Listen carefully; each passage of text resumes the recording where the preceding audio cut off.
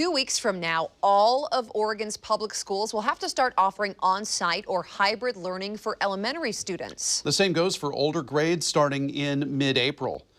Here are those statewide dates for you. K through 5 starting the week of March 29th and grades 6 through 12 the week of April 19th.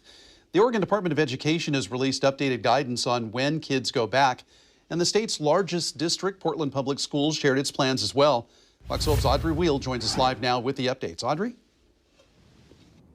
Yeah, well, for many kids, this will be the first time back in some of these school buildings in a year. Now, that new state guidance makes it clear that hybrid or on-site learning will be the primary model for those K through 12 public schools. That is, unless COVID-19 transmission is at extreme rates for that community. Now, schools will still have to offer a comprehensive distance learning option for families who prefer that.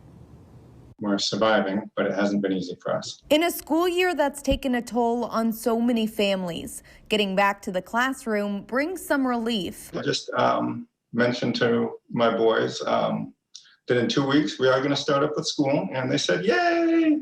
And they're excited to go see their friends. Shane Kennedy has a first grader and third grader in Portland Public Schools. Under the district's plan, they'll each be starting hybrid learning April 1st and April 5th, respectively. Oregon now requires schools to offer at least some in-person instruction starting in just a few weeks. The Oregon Department of Education released updated guidance, including everything from cleaning protocol to responding to an outbreak.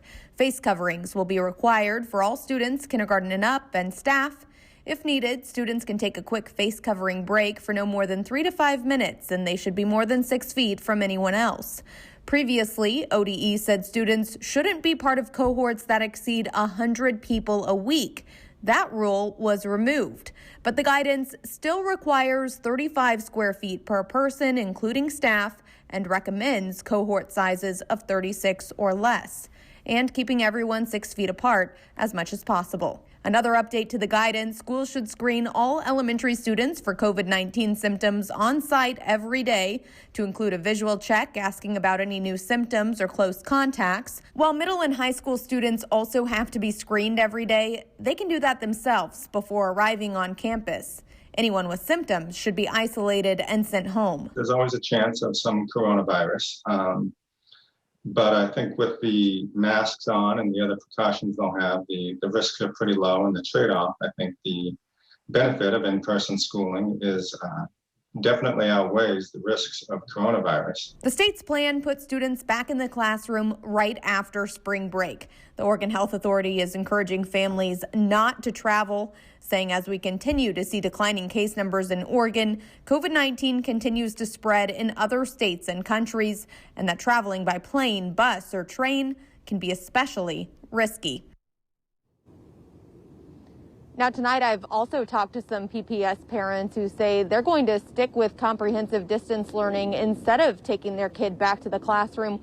One mom told me that with 2 working parents and childcare, it's just too difficult to coordinate a partial day at school. So instead, they're just going to keep doing what they're doing. Reporting live in Northwest Portland, Audrey Wheel, Fox 12 Oregon.